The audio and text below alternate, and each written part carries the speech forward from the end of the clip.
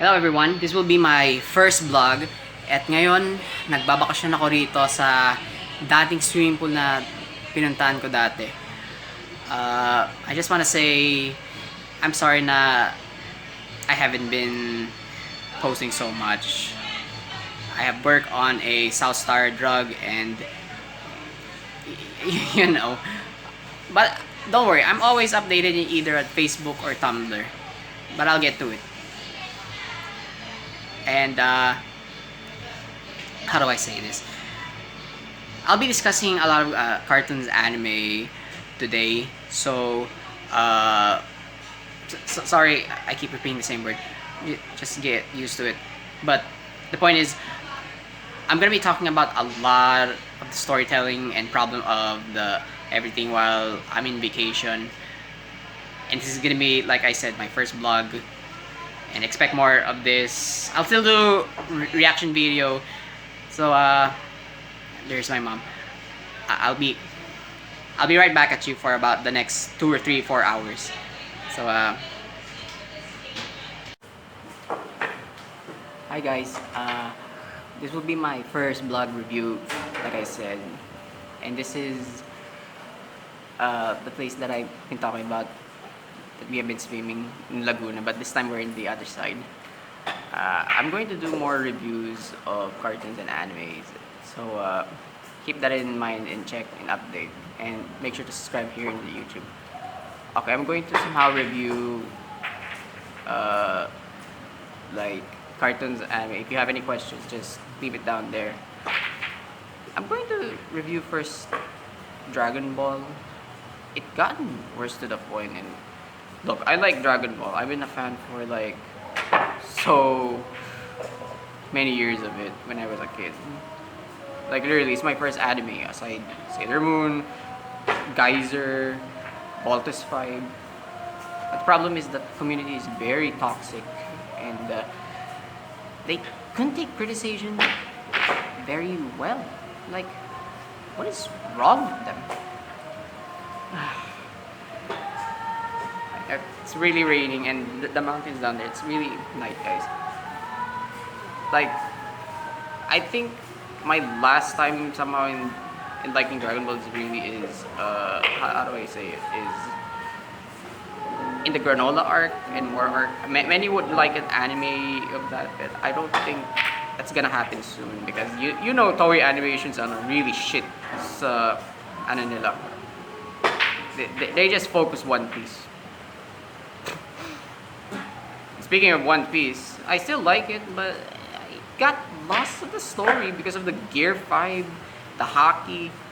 Don't even get me started with the Marines having hockeys. Like, wow. Out of all the enemies are getting hard, now all yung mga Marines nagkakaroon ng armaments, observation, anything. Oh.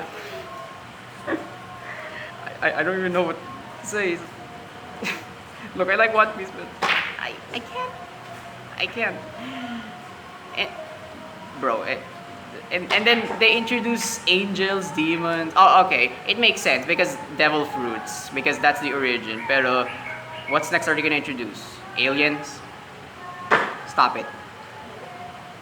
Aside Naruto, Walking Dead, they introduce so much concept of aliens. Why can't we just have supernaturals? I mean, look at Resident Evil. What's the origin of the virus? Mother Miranda. I know, it retconned the whole flower, the Mega Masai thing, but it still works. Right, the point is, introducing aliens in concept, in fiction, is just out of this world. I don't know how to describe. It's like, lahat aliens yung concept sa story kaysa supernatural dito sa mundo natin. I mean, look at X-Files. Okay, that works. Supernatural aliens, because it was established very well in the beginning. Like Mulder, Scully, they were discovering these things. Mulder was absent for the whole season because he was abducted by aliens. He just survived because of luck. You get me. If you establish one moment in the story, it has to be really foreshadowed. That's so that it would work. Even if it's retcon or it becomes an asshole, doesn't care. as long as I can enjoy that moment. That's all I'm asking. And look at his brain, it's going down. Okay, let's go back. I got lost. In Dragon Ball, I think in God Wars 2, it's going Dragon Ball AF, which is ironic that Toyotaro is a former Dragon Ball AF fanboy fiction that I read a while ago. And they felt betrayed. Like I said in my previous video, he's basically a traitor to every of the community. And yeah, I don't know. Okay, let's move on. Let's not talk about Dragon Ball again. I basically want you guys to recommend to watch other animes like Astro Boy. Hey, I like Gundam Mercury. It's basically the first LGBT Gundam. The first female. I know we have many female Gundam, but the point is this is the first LGBT romance that I have seen. But besides, who's that red hair? Tsaka, remind me of again. But I want you guys to watch it, Gundam Mercury. I wish they focused that more. I didn't like Gundam Seed Freedom. That's continuity after Gundam Seed Destiny. But after the backlash and everything, nah. And the new Gundams. Mercury is basically Gundam Age is the only so far, and I remember watching a Gundam harem for the first time. I forgot what its name. Can you guys remind me what that is again? And what else animes that I watched? Oh right, I watched somehow. Alia Can't Hide Her Feelings. Go watch that. I know Alia is basically a vanilla protagonist. It says on her trope. I know you guys don't like Alia much because her sister Masha is basically the best, or either Yuki, and of course the incest shippers. Who's gonna ship with Machuka, but I don't mind it. I mean, Yuki kind of reconstructs the incest subtext, and she's like, no, incest is not bad in fictions only, as long as it's not harmful.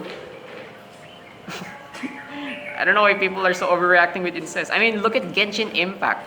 Look how close Eder and Luminin are.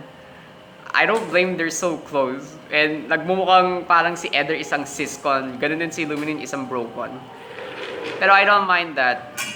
I mean, if Genshin Impact becomes an anime for the next 5 or 8 years, I wish Eder is the canon route, because I watched the whole lore. I didn't play the games. I watched my sister and my other friends played it, but I'm really not into this lore because ang haba, and don't even get me started with the one quest, Furina. They keep mistreating her. She's not even a villain, and even she explained her backstories. And if you support her, the characters are unintentionally unsympathetic to her. I didn't like that quest. That's very bad. And don't even get me started with Paimon disrespecting Furina. It's really bad. I mean it. I watched it so many times. I'm like, Furina's not even a bad girl. She had a good design. I know she did something bad, pero she's trying to redeem, but they keep mistreating her. Imagine if Jin Kazama is like that for the whole Tekken 8. Hindi siya forgive dahil sa World War 3 niya. That's basically it. I didn't like that part sa Genshin Impact, sa quest na yan. And the quests are getting worse. It's becoming bleak. We stop caring. And the only thing ang maganda sa Genshin Impact is if si Eder or si Luminin nagiging bisexual sa mga characters, or either magkasama yung dalawang kapatid, or I'm saying one of these videos, SMF, or whatever you're trying to ship those two. That's actually the best of it all. Alright, move on next. Okay, next, One Piece. I think the last time I watched One Piece is when Luffy gained Gear 5. That's where I stopped watching it because, how do I say it? Because the Gear 5 is an ass pull. And are you saying a Devil Fruit can be awakened if pushed near to death? What? That wasn't foreshadow. Luffy has been in near to death so many times. Bakit ngayon lang niya na ano yan? Sorry saying all devil fruits can awaken them and they can become like gods. Oh my frog. Oh. Look, cool concept. Pero basically Luffy is si Elastic Man pag Gear 5 siya. Or a cartoon character pag nag-transform siya. It's like basically binix mo Ultra Instinct, Mario, tsaka Elastic Man. 3 concepts at the same time. I don't know if the creator lost his mind or something, pero cool concept, pero don't even get me started. I'm also getting tired na si Luffy, but hindi niya na lang patayin lahat ng Marines. You know, the Marine that killed his brother Ace at mga friends niya? Okay, pumatay siya pero ba't hindi pa rin namamatay yung ibang characters doon? Don't get me started that lava guy. Ang daling talunin yung mga tawag dito, Logia users. Just push them in the water or use hockey armament or conquer hockey. Push them in the water. Basta may kayo. Ano yung advantage? Example, if you're fighting lava, use water or something basta ma-counter yung yung element kung If you're fighting a cloud, fight something that's wind or anything para ma-blow away sila. It's not that hard to fight them. If that I remember correctly is power is not everything. You can beat them by skill. Si Batman ba may powers nung na-defeat niya kalaban? No. I-defeat them by skill lang or either by talking or tinitry lang sila. Yun yung problema sa mga fiction. Gusto mo laging power is everything, power is everything. Ano kayo si Kazuya Mishima? Stop supporting that nonsense. Nagiging corrupt kayo. That's very bad tinuturo sa mga kids. No, stop it. Stop that. I'm just saying Kasi the more in-inspire mo yung ganyan, ang boring sa plot. Tapos pinapakita mong, oy, kailangan overpowered ka. You have to be Kirito. You have to be Goku. You have to be everyone. It's like Superman. Stop it. Stop it, okay? Not cool. I'm not liking it.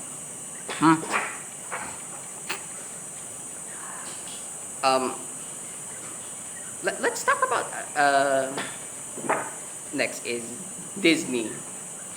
It's getting worse.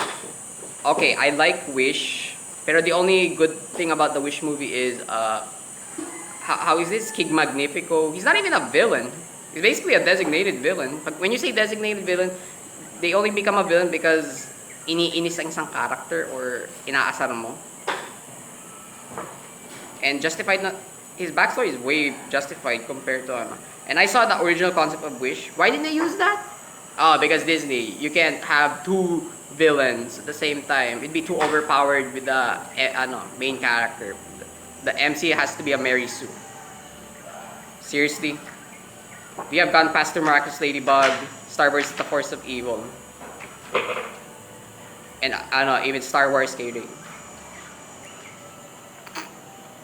And I hope I don't get monetized by Disney because I'm saying this. I'm just speaking the truth. I just didn't like it.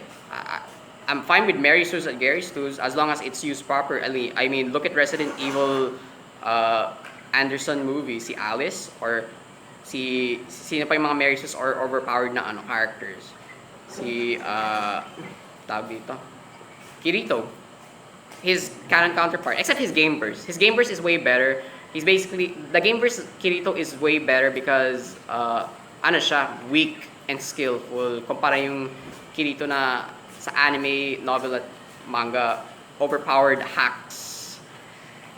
I like both Kirito, pero the Game Burst took my heart na mas magandang version, may personality, and how do I say this? If you saw Last Recollection ending, it's basically implied Kirito got his harem to Asuna kinda agree with the harem thing, the whole mistress or whatever they did. It's basically the end of SAO and that. Pero to me, sa akin, SAO natapos na dyan. I don't like Unital Ring kasi parang it's basically like Gamer Truck is supporting Star King Kirito. Justify yung reason niya, ganun din si Kaya ba? Like, bro, what makes Kirito's evil clone Star King good? Finuse niya yung mga worlds. Walang justified reason yung ginawa niya just because ano siya, peking clone. Masama pa rin yung ginawa niya. Ninerf niya si Kirito, sinasaktan niya mga friends niya, sinesend niya mga minions niya para saktan siya. Anong good sa kanya? There's nothing good. There's nothing good kay Star King Kirito. He's evil, kahit ano pa. Kaya nga may moral event horizon, no matter how justified yung reason ng villain, pag nag-cross the line yung character, no, you cannot redeem that character. Gawin mo siyang masama. I mean, look at sa Call of Duty, mga masasamang guys. Redeemable yung mga yan? No! Ang pinaka-favorite ko Call of Duty villain si Makarov. Why? Siya yung parang may pakana sa lahat ng nangyayari sa events. The guy is an asshole na tawag dito, walang regrets. Sinasaktan niya yung president, binaril niya yung best friend niya si Yuri, nag-commit siya war crimes. And he shows no remorse. Just because naniniwala siyang sa kanya ni Zakhaev na, tawag dito, power is everything. Money can buy everything. And that moment in the final chapter sa Dust to Dust, pinatay ko si Makarov sa stage na yun. I love Modern Warfare 3. And I heard the remastered. It's so good. And I love, once si Price pinatay niya si, Makarov, it was satisfying din. What a karmic death din. The point is, if gagawa ka ng villain, ganun dapat ang likability. Huwag mo siyang gawing tragic, huwag mong gawing nakakaawa. Just, dapat siya, full evil. Yan yung mga problema sa mga stories. Hindi kailangan maging makaawa silang parang Magneto, tsaka Darth Vader. I admit, it works sa dalawang yun. Kasi tragic sila, villain. I mean, even si Kurumi sa Date of Life, ano bang nag-reason naging siya, anti-villain? Nag-agree siya sa isang spirit. Nag-shake hands sa kanya, naging clock siya, tapos kailangan niya may counter mga deaths, ganyan. She even encountered Shiro's first reincarnation na matay. In the spin-offs. And I'm like, so that's why he knows him at pinaprotektahan niya siya. The point is, if you make a tragic villain, dapat establish na tawag dito, maybe may connection siya sa hero or something baka ganyan talaga siya. Baka hindi naman siya nag-resort murder masyado or anything.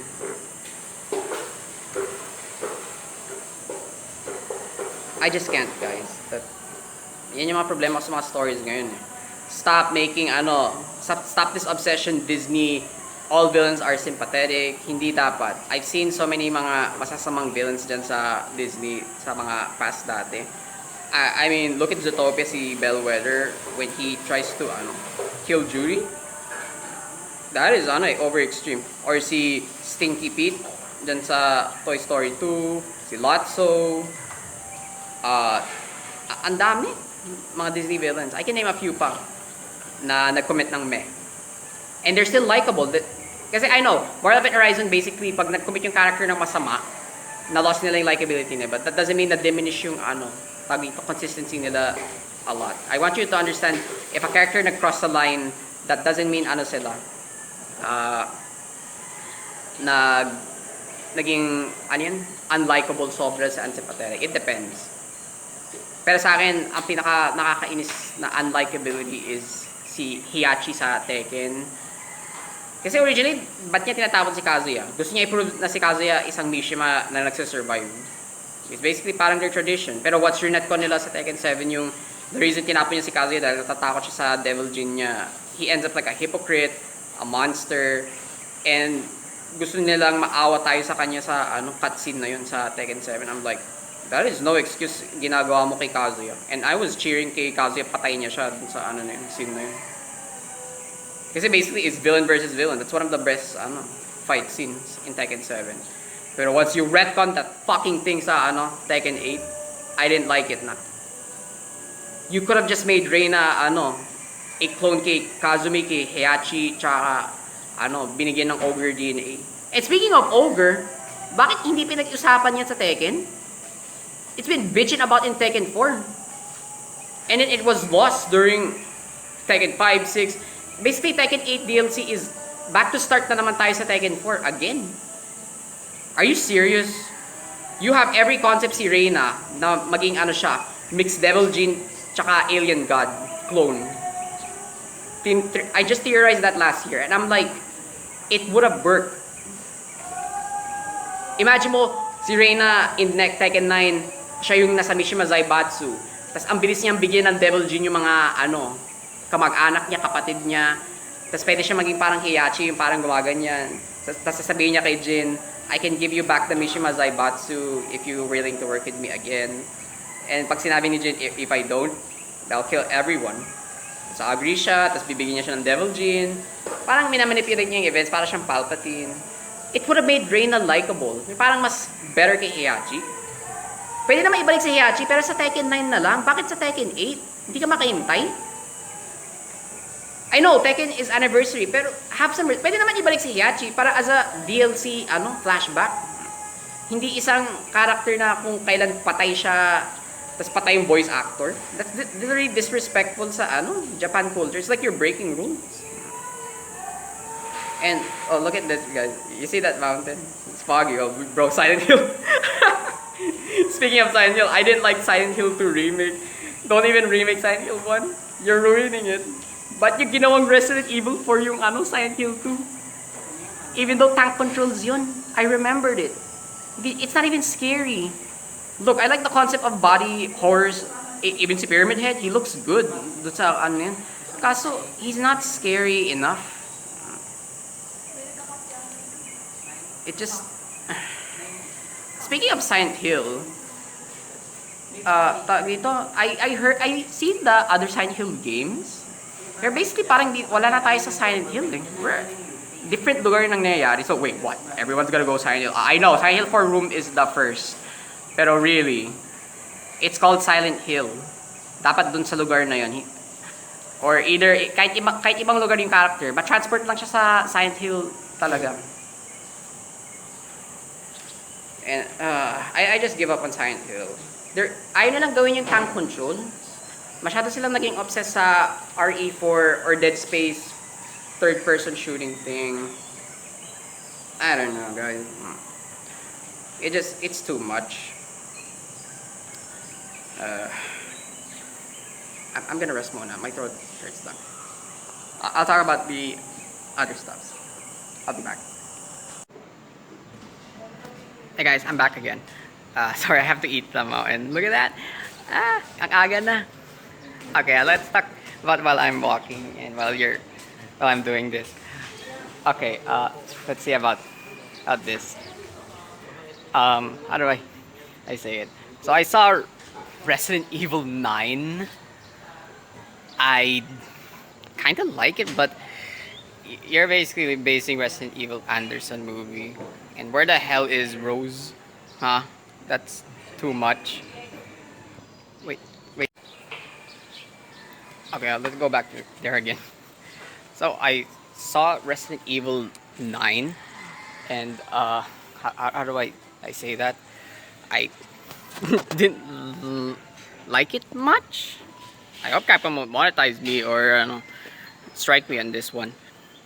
But why are they focusing a kid outbreak character?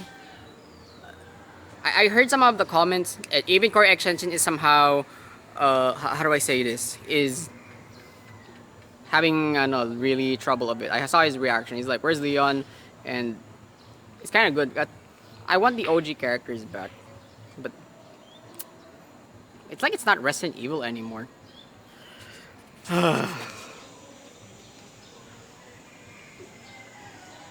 So basically, that character is the kid from the Outbreak character, but she's dead now?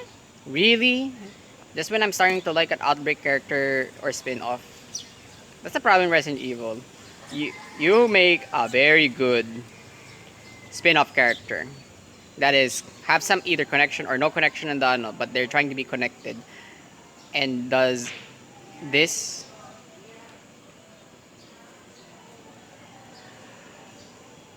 I don't know what to say, guys. What else I'm gonna my other problem in Resident Evil is the remake, they have no respect for the source material because Capcom has become woke and mm, it's literally too much to ask na rin din one of these days magandang Resident Evil na rin din. I'm sorry guys, it's over. Let's skip Resident Evil Stein. Uh, let's talk about ano naman. My favorite anime that I watched last month, 3 or 4 months ago, is Makane, Too Many Losing Heroines. I kind of like the concept of the MCs gathering heroines who are losers or who lost from their either childhood or crush, and each winning heroines has their own spin-off. But many somehow got divided on the volume 4, 7, and 8 when Anna is trying to sabotage or ruin Nokomizu's spending time with the other girls. Even Lemon's likability is diminishing or getting downplayed. I get it. But you have to understand in the beginning that Anna is always been a freaking jerk somehow to everyone. You kind of saw it somehow in season 1, how she mistreats everybody and is acting high, prideful.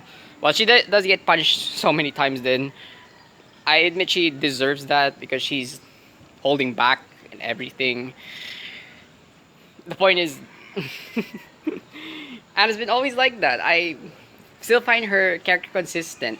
But the how do I say this? I think Tiara is now my favorite character in Too Many Losing Heroines because how I keep repeating on because at least she's trying, and in the volume 8 she admits, she confess, and Dokume is like, I'm going to have to need time,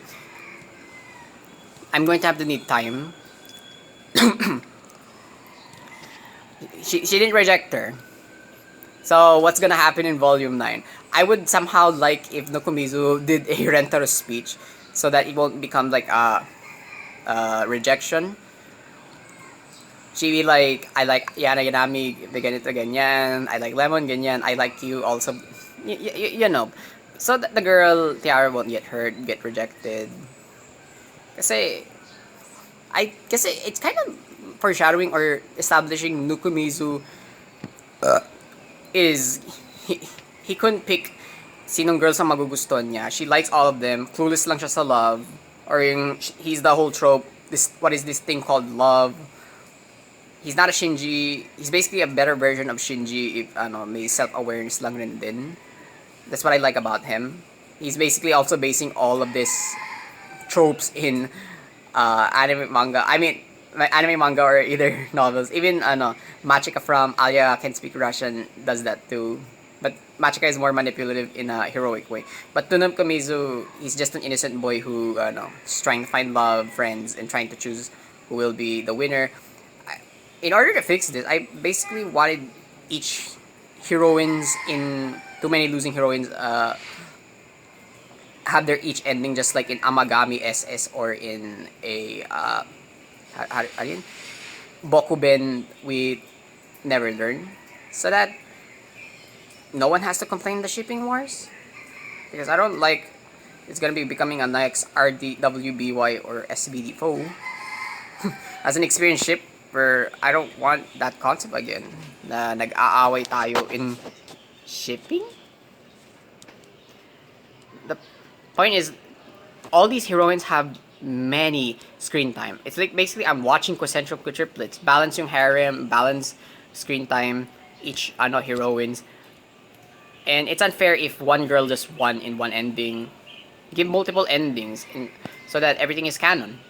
There's nothing wrong having multiple routes. I mean, Oregaro did that. I know you don't like that first girl, and you wanted each one of the girls, Spin and Me, Hachiman would win. And that's how you win the crowd, right? Okay, what else I wanna talk about?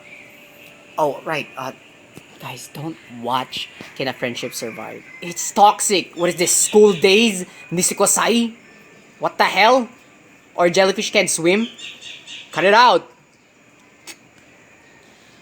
And what is with these comments I'm seeing in Can Friendship Survive? Oh, another blue hair girl is not gonna win. What are you talking about? There's so many blue hairs nanalo na anime character. You saw it on Chinbiyo. You saw it in Testament of New Sister. You saw it in High School DxD. And even the new anime, I left my A rank party to train my students. Si Rain? Blue hair? Even our online Gameverse has a blue hair in it, if I remember correctly. Tama ba? Remind me of that. The point is, what is this? I'm hearing or seeing blue hairs don't win. Where's this coming from? Are these newbies? Get off me, man. There's so many blue hairs.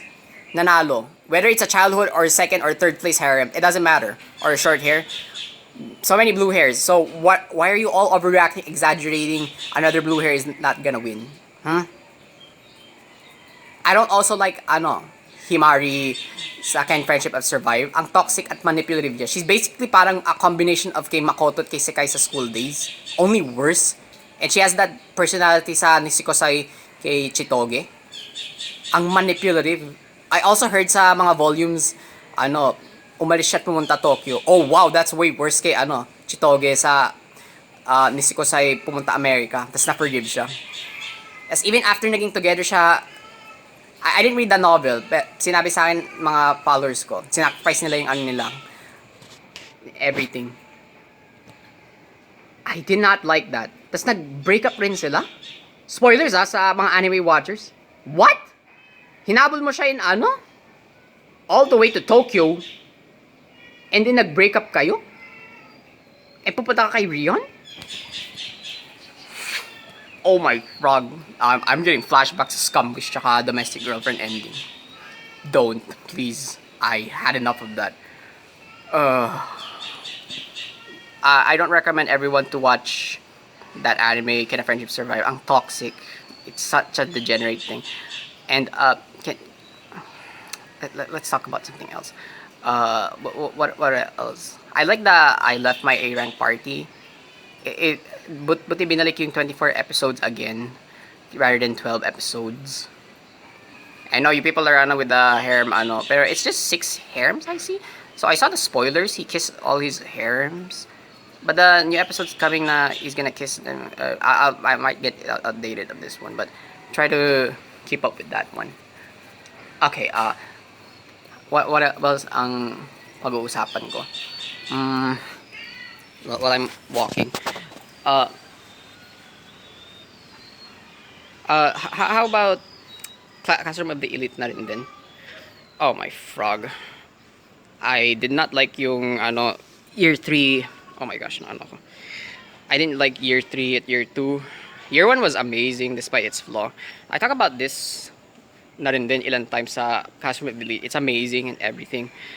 But after so many inconsistency Aspul at retcons, it's becoming worse and worse the more tinitignan ko. Don't get me wrong, I like Ayana Koji and everybody, pero it's not cool. Nakikita ko na rin din tag dito, nasasaktan yung mga characters. I'm in the swimming pool. You see my face, guys. Yeah.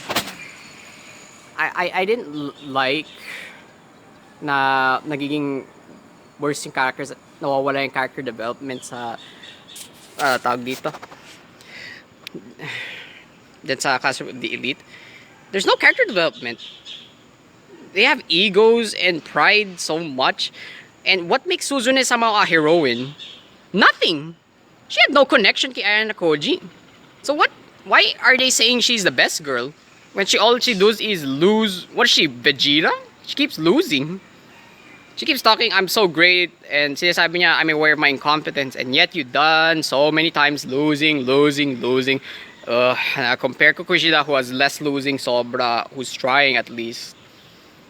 To me, Ayana Koji is way better off kay either kay Kei, Shiori, si Ichika, Nanase, Ari. So I can name a few more, pero you get me. Suzune failed every way na maging ano, how do I say it? How do I say this? Na maging heroine na pares kay Asuna or katulad yung ibang characters na nagugustuhan natin. It's too much. Kasi if you describe a heroine, kahit parang either may connection o siya wala siyang connection. Okay, let me give you an example. Si Xiao Yu, hindi niya childhood friend si Jin, pero she's participating in his problem para maging connected siya sa kanya. Even lumalaban kay Kazuya in sa Tekken 8 para maging against sa kanya. Or even si Asuna, hindi niya childhood friend si Kirito, pero he tries very hard din maging connected. Fighting Kayaba, si Poe. Her game verse is more better kasi nakikipaglaban siya sa mga villains rin din. Aside si Poe, tsaka si Gabriel. The point is, if you make a character na kahit walang connection, at gusto niya maging connected, try connecting them. I mean, look at Darth Maul, tsaka si Obi-Wan makipag-fight. Wala silang connection. Pero once nag-fight sila in episode 1 movie, Star Wars, they tried hard rin para maano na rin din. Connected tayo sa kanila. Kasi, that was the right thing to do. Right?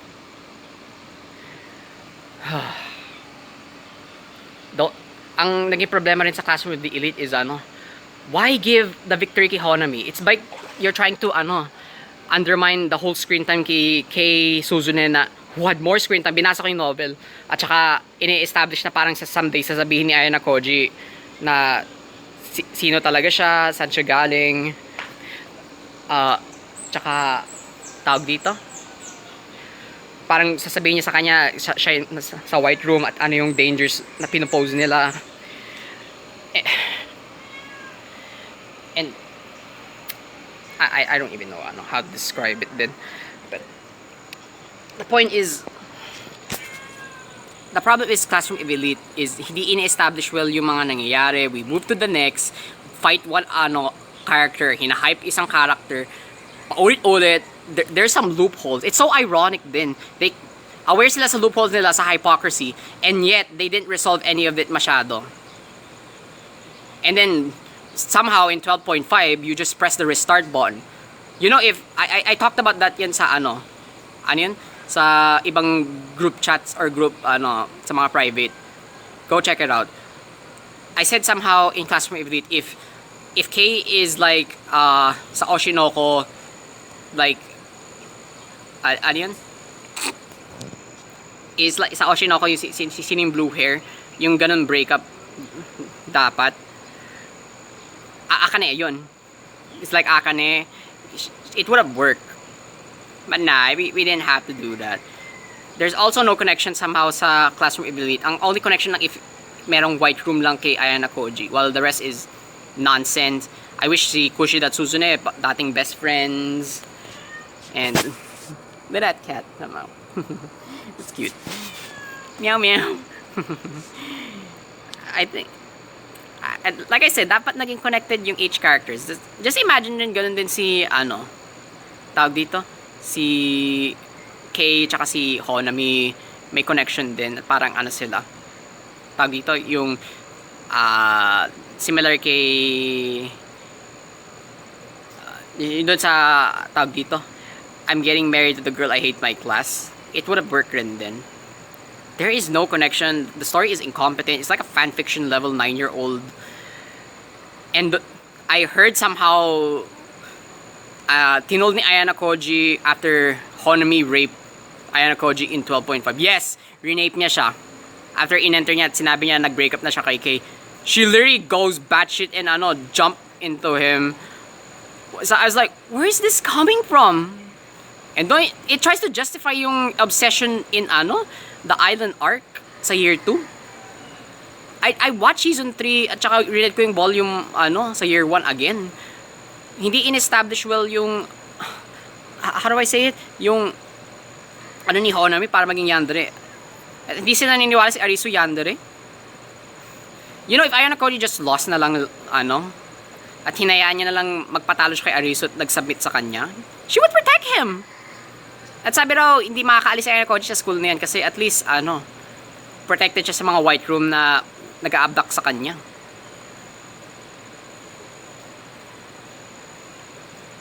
Another problem and then puro white room this. What is this? Ano, parang pares Tekken. Mishima this, Mishima that. Sa Naruto, ano, Uchiha this, Uchiha that. So much stereotype train wreck, ano, cringe. The point is, how do I say it? Ang naging problem sa Classroom of the Elite, what's tinel ni Ayana Koji kay Honami after yung sex scene na yun dun sa ano na yun? Sa chapter na alam niya na sino si Ayana Koji. She's so confident. I'm like, girl, you can still be shot by a gun. Do you know who you're facing? Those are governments ang finiface mo, Honami. You can shot by a gun. You are not immortal. You didn't wield a knife. You never wield a weapon. And even kahit ilan exercise gawin mo, you will never reach white room levels. You need 10 or 20 more years training. May I remind you in Establish yan sa Volume 0, the spin-off na binasa ko ilan freaking times. This is so stupid, Kinu, if you're hearing this. You made me read Volume 0 to Volume 12. There's Volume 1 and 12 again, and you're gonna do it again and again. Rinse and repeat. That came this, that. Wala naman namamatay. If something happens kay Hiyori tsaka kay Hirata, I'm dropping it. That is dumb as fuck. I'm sorry guys, I'm sorry. It's just, it really pisses me off bakit ganyan yung writing. Is it because nakinig si Kinu sa mga degenerate Honami fan kasi dahil umiiyak, naawa sa kanya? Nagi-guilt trip kayo? Really? Are you serious? Just because yung character nakakaawa doesn't mean maawa tayo sa kanila. Especially kung hindi, isipin mo if si Kurumi pinipilit niya backstory niya, would you still be likable sa dated life? No. Hindi niya pinilit. Kasi dahan-dahan sila. You have to take it slow. Lagi. When you make a backstory.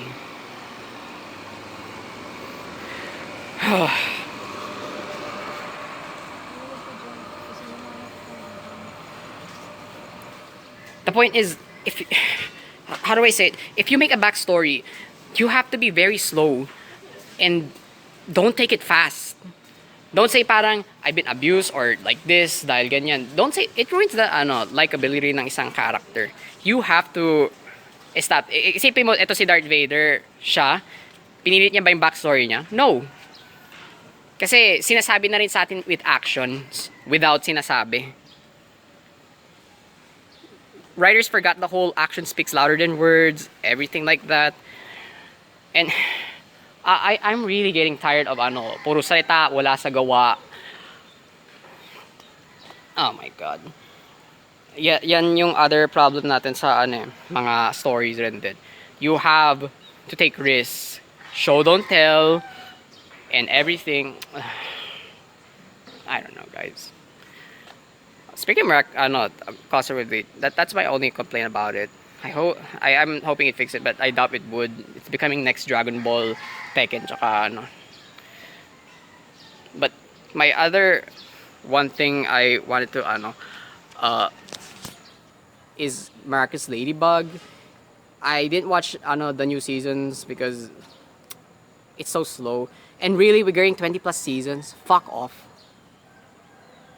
I'd rather watch the movie. I heard the announcement the next movie is coming then. I hope it will be better.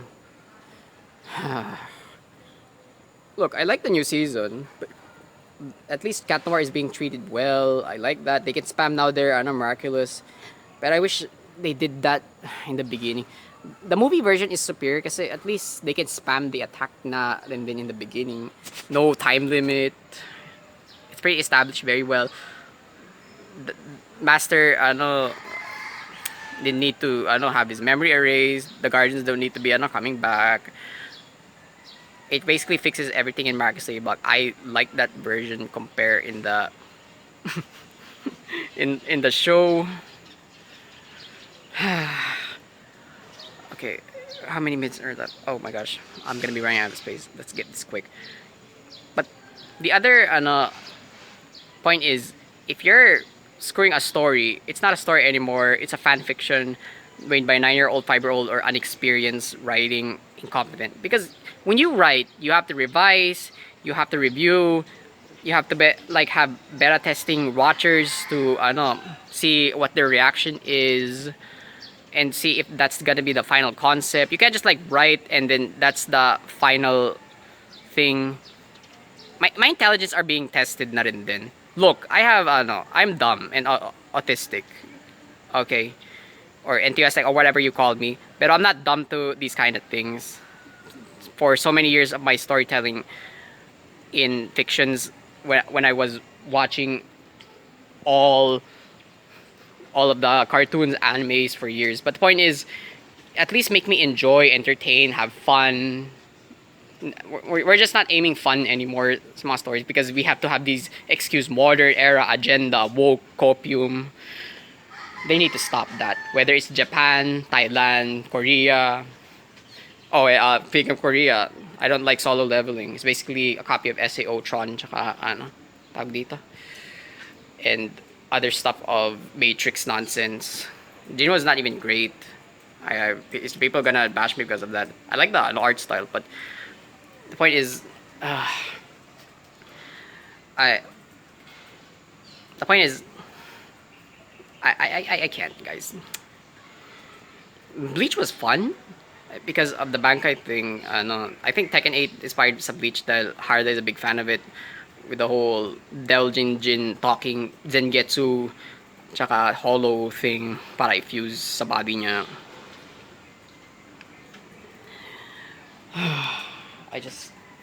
I needed to advice. People need to stop screwing around or being lazy at storytelling. As you can see, this is one of one. I love it. This is I wish I could do it again. Okay, this is gonna be my today's vlog. I'm gonna run out of space. I hope you guys enjoy. This will be my final one. So if you're seeing this, please do enjoy the whole and subscribe and see you again. Legas all. Peace. Bye.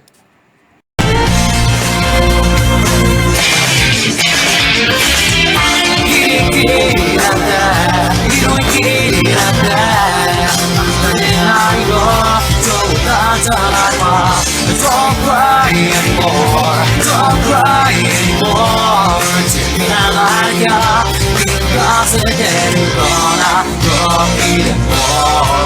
I'm gonna lie to the people. Well, I know